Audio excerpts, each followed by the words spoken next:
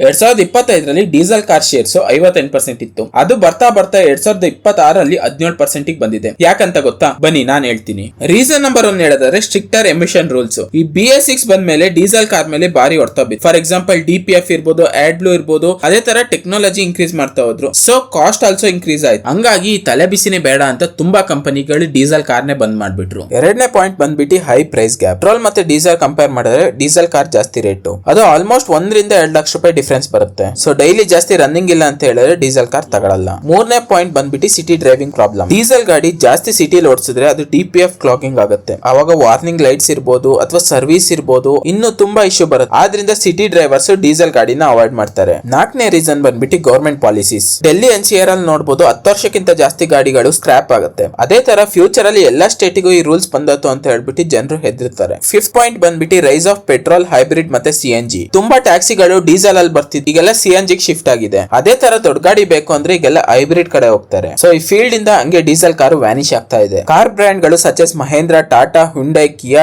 Jeep ಅವರು ಇನ್ನೂ diesel engine ಕೊಡ್ತಾ ಇದ್ದಾರೆ. ಅವ್ರಿಗೆಲ್ಲ ಒಂದು ಸೆಲ್ಯೂಟ್. ಯಾಕಂದ್ರೆ ಇಷ್ಟು ರಿಸ್ಕ್ ಫ್ಯಾಕ್ಟರ್ ಅಲ್ಲೂ ಅವ್ರು ಡೀಸೆಲ್ ಕಾರ್ ಮಾಡ್ತಾ ಇದ್ದಾರೆ. ಇನ್ನೊಂದು 20 ವರ್ಷಕ್ಕೆ ಡೀಸೆಲ್ ಕಾರ್ ಪೂರ್ತಿ ಬಂದ್ ಆಗ್ಬೋದು. ಇಫ್ ಪಾಸಿಬಲ್ ಡೀಸೆಲ್ ಕಾರ್ ನ ತಗೊಳ್ಳಿ, ಹೋದ್ಮೇಲೆ ರಿಗ್ರೆಟ್ ಮಾಡಕ್ಕಿಂತ. ಸೊ ಇದೇ ತರ ವಿಡಿಯೋಗೆ ಫಾಲೋ ಮಾಡಿ.